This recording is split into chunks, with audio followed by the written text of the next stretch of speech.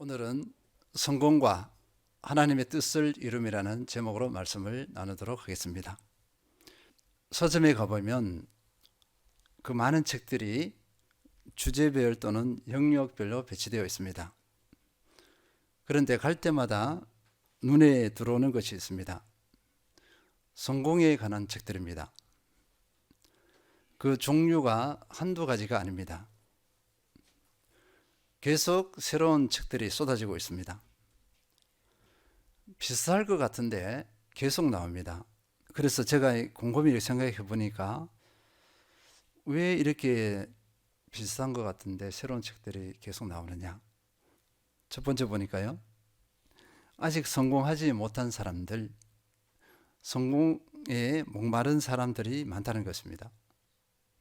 두 번째는요, 성공을 경험했거나 성공을 연구하는 사람들이 많습니다. 연구에서 책을 참 많이 써요. 책들 대부분은 성공의 비결에 대한 책들입니다. 어느 책을 봐도 등력이 있습니다. 책 한 권이면 바로 성공할 것 같습니다. 그런 착각을 줍니다. 예를 들면 이렇습니다.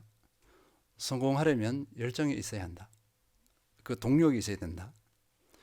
기본기가 탄탄해야 한다. 지속하는 성실성이 있어야 한다. 좋은 습관을 길러야 한다. 몇 가지 했지만 틀리다 하는 생각이 안 들죠? 다 맞는 것 같습니다. 그런데 쉽지가 않아요. 그리고 또 확인할 수 있는 것은 성공의 비결에 대한 책들은 많습니다. 그런데 성공이 무엇이냐 하는 책들은 많지가 않아요. 우리도 성공이 무엇이냐 이렇게 질문을 받아보면요, 딱히 대답할 말을 찾지 못합니다. 사람마다 성공의 기준이 다르기 때문입니다. 그리고 과정이 있어요. 지금 성공이라 했습니다. 그런데 다음날 어떻게 될지 몰라요. 성공에 대해 어떤 사람들은 부입니다. 부. 재물을 많이 가져야 된다. 어떤 사람은 명예, 어떤 사람은 권력, 어떤 사람은요 사람과의 관계입니다. 또 어떤 사람은요 마음의 평안입니다. 아무리 많은 것을 가져도 평안하지 않으면 그게 어떻게 성공이냐 이렇게 말합니다. 투자의 귀재라 불리우는 세계 4위 재력가 워렌 버핏, 이분에게 물었어요. 진정한 성공을 어떻게 정의하시나요? 이렇게 물었습니다. 그러니까 이분이 아주 겸손하게 대답합니다. 65세 또는 70살이 넘은 후에 당신이 사랑받고 싶은 사람에게 사랑을 받고 있다면 당신은 성공한 거라 생각합니다. 내 자녀에게 사랑을 받는다. 65세, 70세가 넘어서요. 그러면 성공했다는 것입니다. 또는 동료들에게서, 친구들에게서 이렇게 사랑할 만한 그 지인들에게 사랑을 받고 있다면 성공했다. 이렇게 한 거예요. 근데 이분이 세계 재력가 4위입니다. 근데 왜 가진 것을 이야기하지 않고 이렇게 했을까요? 보니까 원인이 있습니다. 학교도 세우고 뭐하고 많은 분들이 있는데 그분들이 사랑을 못 받더라는 것입니다. 그래서 이분이 성공은 이것이다 하고 답을 얻은 것 같아요. 질문했을 때 이렇게 답변했습니다. 어떤 책에서는 이렇게 정리했습니다. 안정, 의식주, 돈, 건강이 있어야 되고 그 다음에 도전. 그러면 의식주, 돈, 건강이 있어서 안주하면은 성공하지 못한 거다 이렇게 봤어요. 그래서 새로운 도전을 합니다. 그리고 자신의 성장을 추구해요. 그 다음에 뭐냐면 소기의 목적을 달성합니다. 성취가 있어야, 그리고 그 성취 가운데서 즐겨야 이제 성공했다. 이렇게 책을 쓰신 분이 있어요. 이것도 상당히 일리가 있습니다. 사전에서는 이렇게 합니다. 목적하는 바를 이룸. 그러니까 목표가 아니고 목적이라고 했습니다. 단순히 목표, 내가 원하는 것을 이뤘다고 해서 성공했다 할 수 없습니다. 목표를 넘어서는 어떤 가치가 있어요. 그것이 이루어져야 성공했다 이렇게 봅니다. 이게 사전적인 정의입니다. 누구나 성공을 추구합니다. 저도 고등학교를 마치고 서울 올라올 때 막연하지만 무엇이었냐면요, 성공이에요. 성공이 뭔지 몰라. 그런데 성공해야 된다 이걸 가지고 올라왔습니다. 그리고 가족들이나 이웃들이 어떻게 했을까요? 성공해서 돌아오거라 이렇게 했습니다. 그게 그래요. 성공해서 돌아오라 이렇게 합니다. 그게 이제 축복의 말이죠. 그러면 우리 그리스도인들이 이 성공을 추구하면 안 되느냐? 나도 성공했으면 좋겠다. 세상에서 좀 성공했으면 좋겠다. 이렇게 하면 안 되는 건가? 물음표를 던져볼 필요가 있습니다. 하나님께서 함께 하신 성경의 인물이 있습니다. 요셉이에요. 요셉 성공했잖아요. 세상에서 보기에도 세상 시야로도 성공했고 하나님의 시야에서도 성공했어요. 다니엘과 세 친구들 동일합니다. 세상 보기도 성공했고 세상 사람들이 이 사람들을 부러워해서 또는 시기해서 이들을 막 죽이려고 했어요. 그 정도로 성공했습니다. 하나님 보시기에도 성공했어요. 그렇다면 성공하고 우리 그리스도인의 삶하고 분리시킬 수는 없어요. 분리할 필요는 없습니다. 그리스도인은 가난하게 살아야 돼. 지실이 복도 없이 그렇게 살아야 돼. 그게 아니라는 것입니다. 그래서 그리스도인에게 성공을 이해하는 데는요, 사전적인 정의가 중요한 답을 제시하고 있습니다. 목적하는 바를 이룬다 했어요. 그러니까 목표를 뛰어넘는 목적을 이루는 것, 이것을 우리 신앙과 연결을 시키면은 우리가 성공에 대한 바른 이해를 할 수 있지 않을까 싶습니다. 일반적으로 보면요, 내가 세운 기준이 있습니다. 나는 이것이 성공이라 한 것이 있어요. 사람마다 다 다릅니다. 그러면 그 기준을 세운 것이 무엇이냐, 또는 그 목적이 무엇이냐 이것입니다. 왜 그 목적을 세웠지? 그러니까 왜 그 목표를 세웠지? 그예요. 기준으로 세운 것은 목표치입니다. 그런데 왜 그것을 세웠지?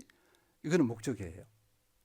이것에 대한 답을 얻으면은 성공 이 부분이 건강한 성공이라 볼 수 있겠습니다. 그리스도인다운 성공으로 갈 수 있겠습니다. 그리고 또 한편으로 살펴야 될 것은요, 그 성공이 그리스도인의 삶의 전부인가 이것입니다. 하나님께서는요, 우리 하나님의 자녀들이 이 세상 가운데서 성공하기를 원하세요. 실질적으로는 성공할 수 있는 능력을 다 주십니다. 하나님께서 주시는 능력이 아니면 세상에서 성공하지 못합니다. 세상 사람들은 이것을 인정하지 않아요. 자기 힘으로 한다고 해요. 자기 힘이 아닙니다. 하나님께서 주신 능력이에요. 그것으로 분명히 성공을 하는데 하나님의 손길이라고는 인정하지 않습니다. 근데 우리 그리스도인은요, 세상 가운데서 성공을 하되 하나님의 손길임을 알아야 됩니다. 인정하고 그렇게 성공을 추구해야 돼요. 그러면서 뭐냐면은 하나님의 뜻을 이루어가는 사람이 되어야 합니다. 하나님의 뜻을 이루는 것, 이 의식이 있을 때 성공하고 하나님의 뜻을 이루니 분리되지 않습니다. 삶이 이분화되지 않습니다. 그래서 하나님께서는요, 하나님의 뜻을 이루기 위해서 우리를 훈련시키십니다. 우리를 준비시키셔요. 그래서 우리 인생의 역경을 경험하기도 합니다. 그리스도인에게서 역경, 도저히 이해할 수 없는 그 역경이 수시로 다가옵니다. 그럴 때 우리는 물음표를 던집니다. 하나님, 왜 이런 역경을 주시나요? 그래서 이 역경을 경험하고서 하나님을 새롭게 경험하신 분들은 뭐라 하냐면요, 하나님께서 이번에 이 역경을 주셨는데 무슨 새로운 은혜를 주시려고 하시나 하면서 그 역경을 기쁨으로 받아들입니다. 깨어있는 그리스도인이라고 볼 수 있겠어요. 그러니까 우리의 역경에는 하나님의 선하신 뜻이 있습니다. 그래서 이 모든 것을 알려면 어떻게 하느냐, 이 모든 것을 알고서 바른 성공관, 그리고 하나님의 뜻을 실현하는 그 온전한 그리스도의 사람이 되기 위해서는 하나님의 뜻이 무엇인지를 알아야 합니다. 그래서 하나님의 뜻에서 많은 분들이 물음표를 던져요. 어떻게 물음표 던지냐면, 분명히 마음에서는 뭔가 하나님 뜻대로 하고 싶어요. 근데 몰라. 하나님의 뜻이 무엇인지 모릅니다. 선택과 결정 상황에서 하나님의 뜻을 알면은 딱 이렇게 하나님 뜻대로 결정하고 선택하겠는데 모른다 하는 분들이 많아요. 근데 사실은 성경 전체가 하나님의 뜻에 관한 내용이라 보면 돼요. 하나님의 뜻은 이미 성경에서 보여주셨습니다. 그런데 아마 많이 무시하는 경우가 많을 거예요. 그 성경을 통해서 답을 얻고자 하지 않았을 수도 있습니다. 또는 내 욕심 때문에 그것을 거부했을 수도 있어요. 어떻게 하든지 우리는 하나님의 뜻을 알아야 될 줄 믿습니다. 몇 가지만 살펴보도록 하겠습니다. 오늘 본문과 관련해서 한번 보면요. 로마서 12장 1절 읽겠습니다. 그러므로 형제들아 내가 하나님의 모든 자비하심으로 너희를 권하노니 너희 몸을 하나님이 기뻐하시는 거룩한 산 제물로 드리라. 이는 너희가 드릴 영적 예배니라. 그러므로 형제들아 있습니다. 우리가 로마서 1장에서 11장까지 보면요. 구원에 관한 내용이에요. 구원. 하나님의 자녀가 어떻게 탄생하는 건가, 어떻게 구원을 받아서 하나님의 자녀가 되는 건가, 이 내용을 1장에서부터 11장까지 쭉 그렇게 많이 이렇게 나열했습니다. 그리고 나서 다음에 이어지는 첫 구절, 여기 로마서 12장부터는요. 그러면 하나님의 자녀가 어떤 삶을 살아야 되느냐 하면서 12장부터 15장까지 나가요. 이 내용입니다. 이 내용. 그래서 첫 구절이 이거예요. 다시 읽겠습니다. 그러므로 형제들아 내가 하나님의 모든 자비하심으로 너희를 권하노니 너희 몸을 하나님이 기뻐하시는 거룩한 산제물로 드리라. 이는 너희가 드릴 영적 예배니라. 그러므로 형제들아 했습니다. 형제들아 했다는 것은 구원받은 성도에 관한 내용이에요. 구원받은 로마 성도들에 관한 권면입니다. 이들에게 뭐라 그랬냐면요. 너희를 권하노니 너희 몸을 하나님이 기뻐하시는 거룩한 산제물로 드리라. 이렇게 했습니다. 몸을 드리라고 했어요. 이 몸이라는 것은 우리의 전인격을 말합니다. 우리 삶 전체예요. 육체, 영혼, 영, 모든 것을 다 포함합니다. 이 전인격을 하나님께 드리라. 거룩한 산제물로 드리라고 했습니다. 우리는 살아있는 존재예요. 이 살아있는데 어떤 살아있는 존재냐면은 그리스도의 생명이 있는 존재입니다. 그리스도의 생명으로 넘쳐나는 존재인데 이 나의 전인격을 하나님께 드리라. 너희 하나님께 드리라. 이렇게 했습니다. 다른 말로 말해서 우리의 온 삶을 드리는 것을 말합니다. 우리가 하나님께 주님께 드리기 때문에 나는 없어요. 그러니까 주님께서 나를 소유하십니다. 나의 주님이 되셔서 나를 이끄시도록 하나님께 주님께 너의 삶을 맡기라 이것입니다. 우리 삶을 맡기라는 것입니다. 나를 온전히 주님께 드렸기 때문에 내 자신에게서 내 자아는 없어요. 그러니까 내 삶을 어떻게 사용해야 되느냐? 주님의 목적에 쓰여지게 해야 됩니다. 그래서 하나님 뜻은요. 내 삶이 주님께 맡겨져서 주님의 목적에 쓰여지는 것, 이것이 하나님의 뜻입니다. 내 삶이 하나님의 뜻, 하나님의 목적에 쓰여지는 것, 이것이 하나님의 뜻입니다. 하나님께 드려졌다고 했습니다. 그러니까 내 몸, 정신, 마음, 의지, 소유, 능력, 꿈, 비전, 야망, 이 모든 걸 다 드려야 합니다. 이 드려진 나는요, 어떤 존재가 되어지냐면 거룩한 존재가 되어지죠. 내가 살아있을 때는 죄성이 발동을 내서 나는 거룩이 아니라 어둠의 존재가 됩니다. 하나님께 다 드려버렸으니까 주님이 나를 주장하니까 나를 통해서 뭐가 나타나냐? 거룩이 나타나는 거예요. 하나님의 거룩, 주님의 거룩이 나타납니다. 주님의 목적에 드려진 나는 거룩한 삶을 살아야 돼요. 거룩한 삶이 나타납니다. 베드로전서 1장 15절에서 16절 오직 너희를 부르신 거룩한 이처럼 너희도 모든 행실에 거룩한 자가 되라. 기록되었으되 내가 거룩하니 너희도 거룩할지어다 하셨느니라. 우리에게 거룩을 명령하셨습니다. 명령하시는데 그 비결은 뭐냐면 내가 주님께 나를 다 온전히 드려버리면 주님의 내 주인이 되면 거룩에 승리할 수 있습니다. 내가 살아있으면 거룩 아니에요. 모든 것이 어둠입니다. 처음부터 끝까지 어둠에서 못 벗어나요. 그리고 하나님께 드려진 우리 거룩이 되었으면 그 다음에 하나님의 마음을 깨닫기를 원하셨어요. 하나님의 마음이 어떤 것이냐 보시면요. 디모데전서 2장 4절 하나님은 모든 사람이 구원을 받으며 진리를 아는데 이르기를 원하시느니라. 하나님의 마음은요. 모든 사람이 구원을 받기를 원하세요. 하나님의 진리, 말씀의 진리를 깨닫기를 원합니다. 그것을 누리기를 원하세요.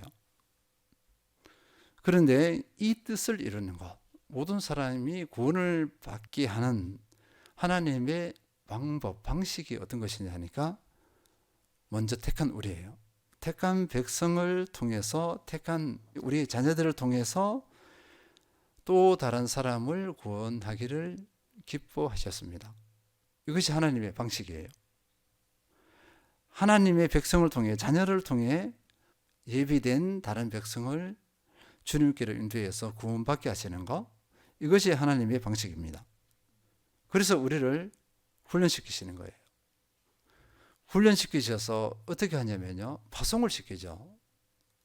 교회에서 머물러라 하지 않습니다. 삶의 현장으로 나가게 하셨잖아요. 그래서 교회에서는 성도들을 준비시키는 곳입니다. 훈련시키는 곳입니다. 실질적으로 사역을 제대로 펼치는 곳은 삶의 현장입니다. 그래서 이 말씀을 주신 거예요. 마태복음 28장 19절에서 20절, 그러므로 너희는 가서 모든 민족을 제자로 삼아 아버지와 아들과 성령의 이름으로 세례를 베풀고 내가 너희에게 분부한 모든 것을 가르쳐 지키게 하라. 볼지어다 내가 세상 끝날까지 너희와 항상 함께 있으리라 하시니라. 그러므로 너희는 했습니다. 이 너희에다가 자기 이름을 넣으시면 될 거예요. 가서 모든 족속으로 제자를 삼아, 모든 민족이라 했습니다. 이 민족에다가 우리 삶의 현장을 집어넣어도 돼요. 삶의 현장, 거기에 다양한 사람들이 있습니다. 하나님을 거부하는 사람, 반점 인정하는 사람, 전적으로 따르는 사람들, 각양각색의 사람들이 다 모여있는 것이 삶의 현장입니다. 그곳에서 복음 그리스도인의 삶을 온전히 살아내어서 복음을 증거하고 그곳에서 생명을 구원하는 그 사명을 감당하라. 이것을 주신 것입니다. 이것을 감당하기 위해서는요, 내가 제자가 되지 않으면 안 됩니다. 내가 제자가 되지 않으면 이 일을 감당하지 못해요. 우리는요, 내가 할 수 있는 것, 이것은요, 내가 준비된 것 이상을 하지 못합니다. 내가 제자가 되었으면 하지 말래도 다른 사람을 제자로 삼아요. 기가 막힌 원리입니다. 내가 준비된 만큼 삶의 현장에서 다 펼칠 수 있다. 준비된 것을 펼칠 수 있고 그곳에서 살리고 세우는 삶을 살아갈 수 있다. 이것이 원리입니다.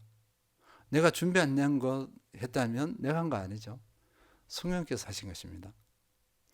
실제로는 나를 준비시키고 이걸 도구 삼아서 성령께서 다 행하세요. 이런 원리를 가지시고 자기를 준비하는데 박차를 가해야 될 줄 믿습니다.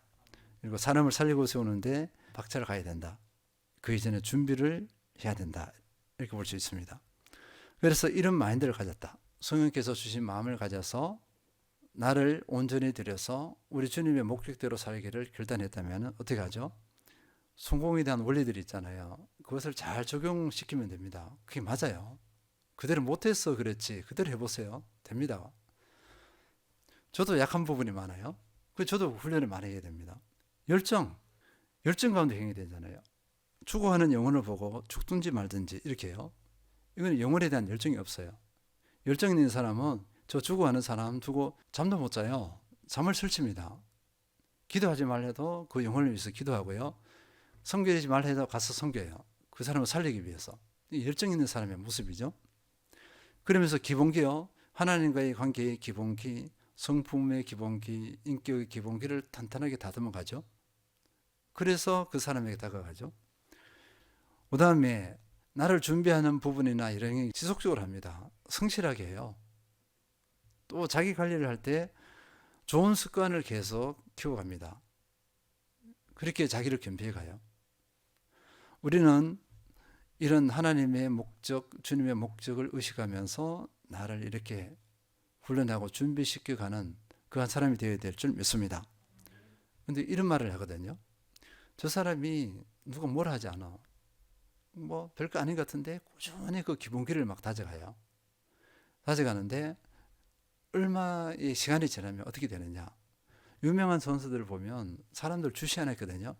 주시 안 할 때 그 사람들은 지속적으로 성실함으로 열정을 가지고 기본기에 충실했어요. 그래서 이런 표현을 해요. 그 안에 괴물을 키우고 있었다 이렇게 합니다. 그 능력이 괴물 같다는 거예요.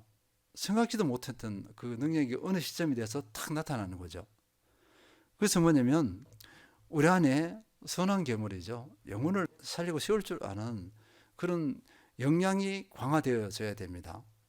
사람이 주시하지 않아도 아이고 참 저 사람 아이고 삶을 왜 저렇게 살아 해도 그는 소리에 좌우되지 않고 꾸준히 툭심으로 그것을 소처럼 이렇게 묵묵히 지속해 나가보세요. 결국 누구를 통해 일하시느냐? 그 사람을 통해 일하십니다. 그 사람이 할 수밖에 없어요. 다른 사람은 준비가 안 됐어. 이 사람은 묵묵히 준비했어요. 이 사람을 쓸 수밖에 없습니다. 하나님은 그러신 분이에요. 우리에게 동기를 줘서 누가 뭐래도 묵묵히 준비하게 하십니다. 그런데 어느 때가 될 때 탁 드러나요. 우리는 하나님께서 마음껏 쓰실 수 있는 이런 사람이 되어야 될 줄 믿습니다. 하나님 뜻을 알 때 그렇게 할 수 있습니다. 승리하는 모든 성도님들 되시길 기원합니다. 두 번째는요. 로마서 12장 2절 읽겠습니다.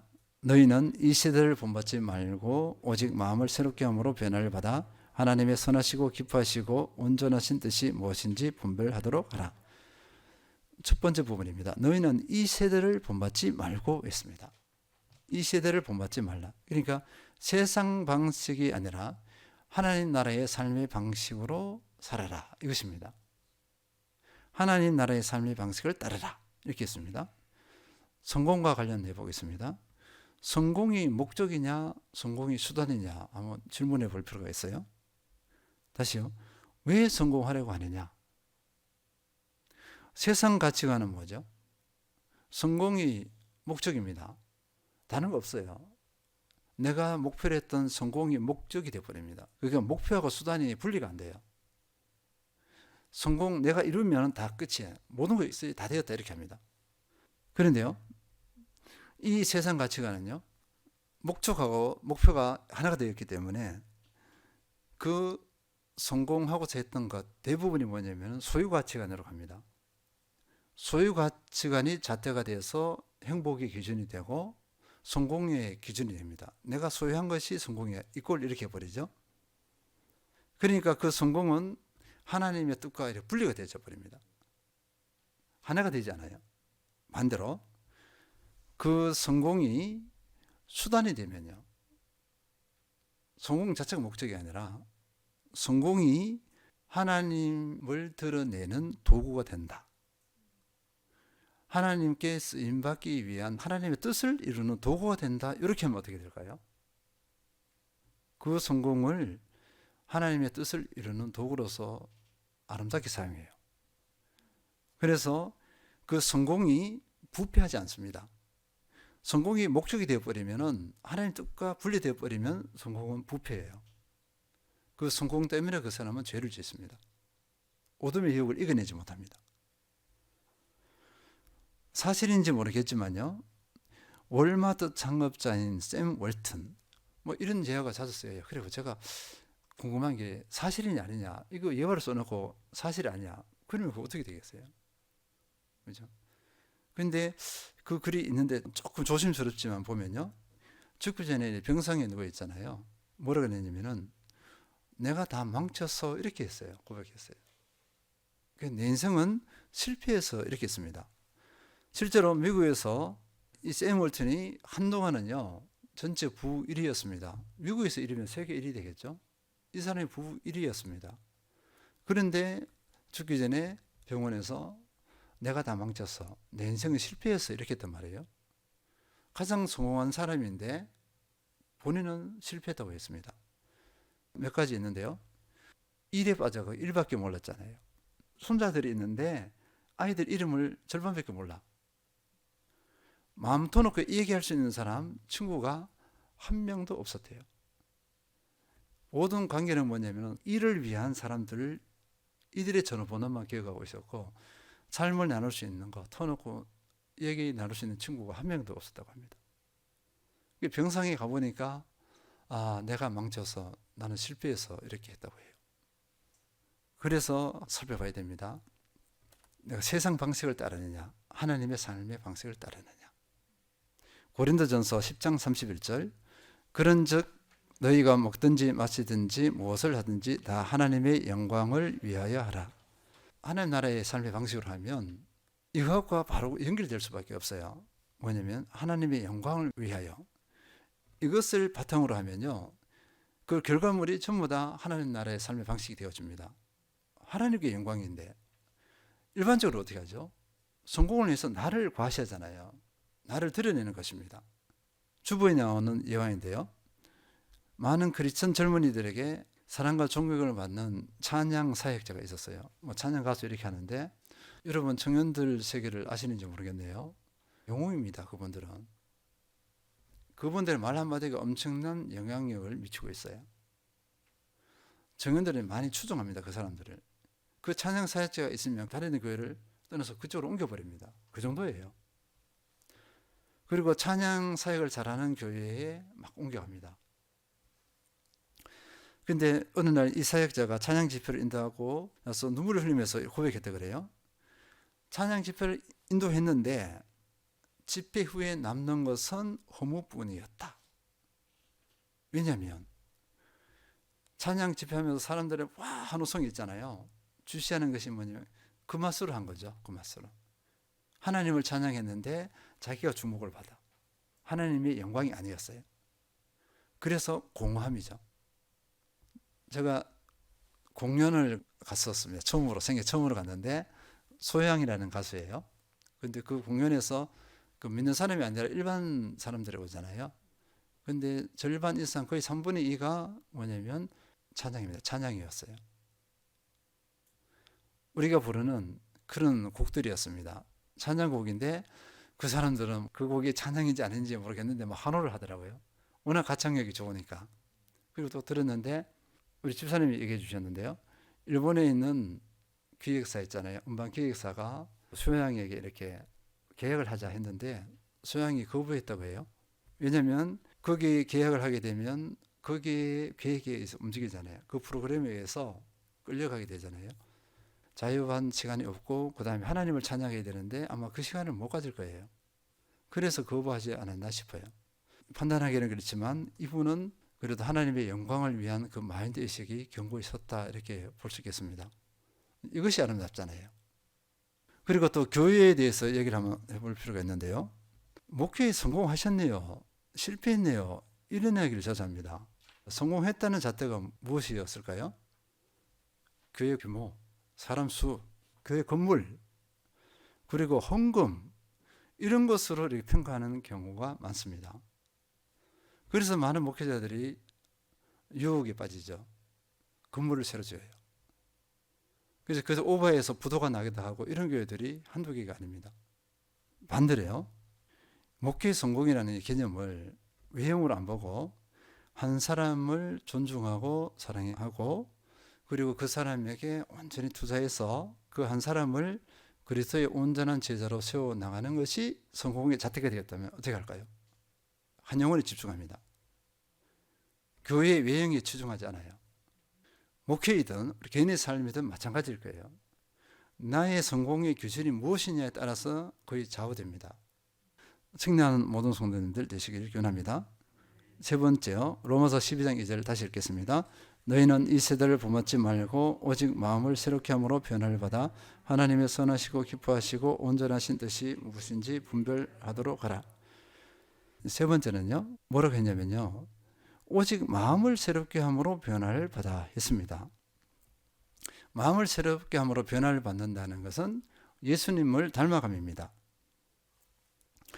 그리스도를 닮는다는 것, 죄의 본성을 가진 우리 인생에게 하나님께서 요구하신다. 너무 과분한 일이죠. 어떻게 예수님을 닮을 수 있냐? 어떤 분은요, 이건 말이 안 된다. 예수 그리스도를 닮는다는 것은 그냥 우리 그리스도인이 하는 방향 정도, 목표치를 줄 뿐이지 실제로 닮을 수 없다, 이렇게 합니다. 그래서 그런 얘기를 하지 말라고 막 해요. 그런데 성경에 분명히 나와 있습니다. 에베소서 4장 13절 읽겠습니다. 우리가 다 하나님의 아들을 믿는 것과 아는 일에 하나가 되어 온전한 사람을 이루어 그리스도의 장성한 분량에 충만한 데까지 이르리니 하나님의 아들을 믿는 것과 아는 일이 하나가 되어 온전한 사람을 이루어 그리스도의 장성한 분량이 충만한 데까지 이르리니 가능하다는 것입니다. 이것을 추구해야 되고요. 그리고 사도 바울은 이 삶을 살고 다른 이에게도 이것을 요구하고, 이게 하나님의 마음이잖아요. 하나님께서 할 수 있다고 하고 하라고 이렇게 하는데 우리가 아니라고 하는 게 아닙니다. 주님을 닮은 사도 바울 여러 가지 있겠지만 빌립보서 4장 11절에서 13절, 내가 궁핍함으로 말하는 것이 아니라 어떠한 형편이든지 나는 자족하기를 배웠노니 나는 비천에 처할 줄도 알고 풍부에 처할 줄도 알아 모든 일 곧 배부름과 배고픔과 풍부와 궁핍에도 처할 줄 아는 일체의 비결을 배웠노라. 내게 능력 주시는 자 안에서 내가 모든 것을 할 수 있느니라. 아멘. 주님을 닮아가는 모습 중에 하나입니다. 사도 바울이 주님을 따르면서 어떤 형편에 처하든지 배가 고프든지 풍부하든지 위에가 얼마나 많았나요? 수많은 사람들이 가는 곳마다 박해하고 죽이려고 했어요. 그렇든지 아니든지 사도 바울은 어떻게 했냐면 자족했고 그 상황을 이길 수 있는 일체의 비결을 배웠다고 했습니다. 그러니까 사도 바울에게 닥쳐진 그 열악한 상황과 환경이 사도 바울에게는 문제가 되지 않는다. 그 가운데서도 평안을 유지할 수 있다는 거죠. 마음의 감정이 요동치 않았다는 거예요. 그리고 세상과 비교도 하지 않았고, 그 모든 게 뭐냐면은 주님을 만나서 주님을 쫓아가다 보니까 주님을 닮아 있는 거예요. 이것이 의식해서 그런 것이 아니라 그냥 자연스럽게 된 겁니다. 주님을 닮아가다 보니까 그냥 자연스럽게 된 거예요. 그래서 13절 읽겠습니다. 내게 능력 주시는 자 안에서 내가 모든 것을 할 수 있느니라. 이 구절을 잘 해석해야 됩니다. 이것을 가지고 뭐든지 할 수 있다, 능력을 가지고 하는 거예요. 세상 성공을 이룰 수 있다, 이렇게 적용하면 안 됩니다. 지금 일체의 비결을 배운 그것을 말하는 거예요. 내게 능력 주시는 자 안에서 내가 모든 것을 할 수 있다는 것은 마음에 요동치지 않고 마음의 평안을 유지하는 가운데서 주님께서 주신 그 길을 꿋꿋이 걸어간다는 거예요. 그걸 얘기하는 건데 세상 성공으로 탁 이렇게 하면 안 됩니다. 그래서 이걸 막 오용하고 있죠, 많은 분들이. 우리는 주님을 닮아가는 것, 이것이 하나님의 뜻인 줄 알고 주님을 닮아가는 부분에 힘써야 될 줄 믿습니다. 정리하겠습니다. 우리는 성공에 대한 정확한 개념은 알지 못하지만 누구나 성공을 꿈꿉니다. 일반적으로는 세상 기준이 많이 개입되어 있습니다. 분명한 것은 세상 기준이든 성경적인 기준이든 그 성공은 내 힘으로 되지 않습니다. 하나님께서 주시는 은혜로 가능합니다. 이것을 모르면 성공 내지 성취로 인해서 넘어지고 나는 부패합니다. 그리스도인은 세상에서의 성공을 넘어서는 삶의 목적 내지 목표치가 있습니다. 하나님의 뜻을 이루어가는 것입니다. 이것이 그리스도인에게서 진정한 성공일 것입니다. 하나님의 뜻은 성경 전체가 그 내용이라 할 수 있습니다.